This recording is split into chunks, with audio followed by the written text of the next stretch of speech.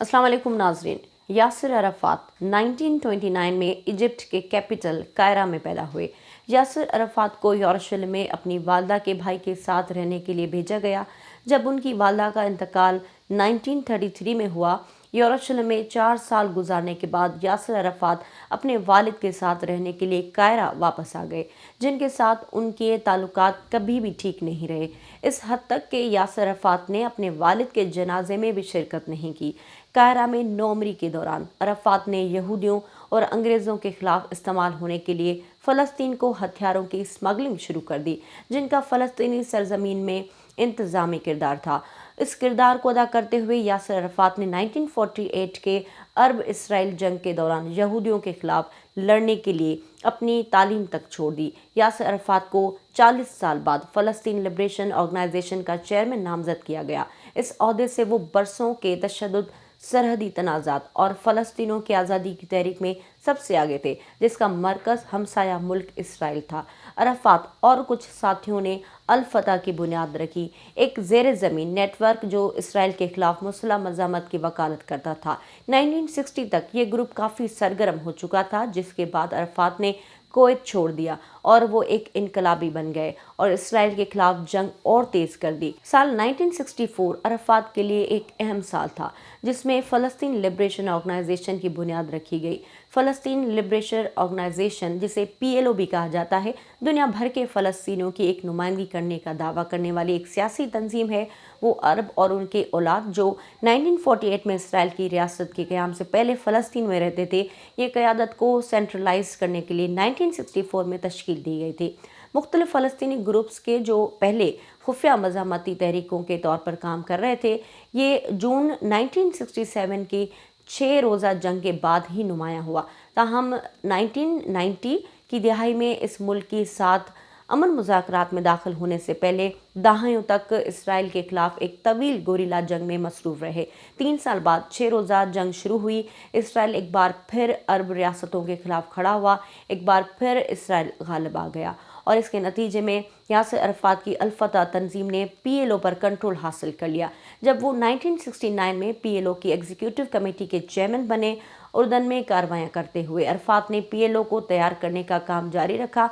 कुछ तनाज़ात की वजह से यासिर अरफात ने PLO को लिबनान मुंतकिल कर दिया और PLO के ज़रिए चलने वाले बम धमाके, फायरिंग और इसराइल के खिलाफ कत्ल और पुरतशद्दुद वाक़यात, ख़ासतौर पे 1972 में म्यूनिख ओलंपिक में इसराइली खिलाड़ियों के कत्ल के वाक़े ने PLO को 1980 की दहाई के शुरू में लेबनान से निकाल दिया गया था और अरफात ने उसके फ़ौरन बाद मगरबी किनारे और गज़ा की पट्टी पर इसराइल के कब्ज़े के खिलाफ अल-तफ़ाज़ा नामी एहतजाजी तहरीक शुरू की।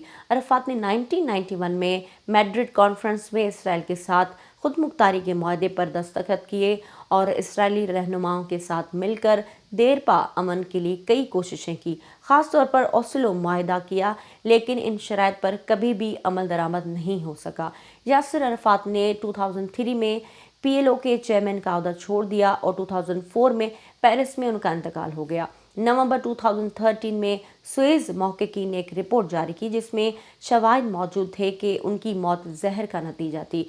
साल 1988 में अरफात और PLO के लिए एक तब्दीली का निशान था, जब यासिर अरफात ने यूनाइटेड नेशंस में एक तकरीर करते हुए ऐलान किया था कि तमाम मुलविस फ़रीक अमन के साथ मिलकर रह सकते हैं। नतीजा खेज़ अमन अमल 1993 के ओस्लो मुआहदों पर हुआ, जिसने फ़लस्तीनी सरजमीन जिसमें अरफात सदर मुंतखब हुए में फ़लस्तीनी खुद मुख्तारी और इंतखाबात की इजाज़त दी।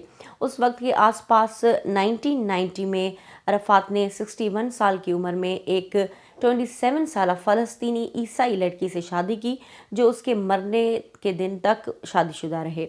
1994 में यासिर अरफात को अमन का नोबल इनाम मिला और अगले साल उन्होंने एक नए मुआहदे ओस्लो 2 पर दस्तखत किए, जिसने PLO इसराइल के दरमियान अमन मुआहदे की बुनियाद रखी। दोनों फरीकों के दरमियान मुआहिदों और बेहतरीन मनसूबाबंदियों से कतई नज़र अमन हमेशा नाकाम रहा और 2000 में दूसरा इंतकाज़ा जारी करने और 11 सितंबर 2001 के दहशतगर्दाना हमलों के बाद यासिर अरफात को इसराइल ने अपने हेडक्वार्टर तक महदूद कर दिया। अक्टूबर 2004 में यासिर अरफात फ्लू जैसी अलामत के साथ बीमार हो गए और उनकी हालत मजीद बिगड़ती गई। तिब्बी इलाज के लिए उनको पेरिस, फ्रांस ले जाया गया। अगले महीने 11 नवंबर को वो इंतकाल कर गए। उनकी मौत के कई सालों बाद भी अराफात की मौत की असल वजह के बारे में साजिशी नजरियात बहुत ज़्यादा हैं। बहुत से लोग इसराइल को जिम्मेदार ठहराते हैं। नवंबर 2013 में स्विट्ज़रलैंड में महक़क़ीन ने एक रिपोर्ट जारी की जिसमें इंकशाफ किया गया कि अराफात की बाक़ियात और उनके कुछ सामान पर किए गए टेस्ट इस बात की तायद करते हैं कि मिस्री रहनुमा को जहर दिया गया था। रिपोर्ट के शवाहिद से पता चलता है कि तापकार पोलोनियम एक इंतहाई जहरीला मादा इस्तेमाल किया गया था। यासर अराफात की बेवा सोहा अराफात ने अराफात के कत्ल के सबूत के तौर पर मीडिया इंटरव्यूज़ में इन नताइज की हिमायत की। दीगर हुकाम बशमूल रूसी तिब्बी तहकीकाती टीम को केस में बुलाया गया और उनका ख्याल है कि यासर अराफात की मौत कुदरती वजूहात के बिना पर हुई है। नाज़रीन, यासर अराफात के हवाले से वीडियो आपने देखी, कैसी लगी? फीडबैक हमें ज़रूर दीजिएगा। अपनी मेज़बान साइमा बाप को दीजिएगा इजाज़त। अल्लाह हाफ़िज़।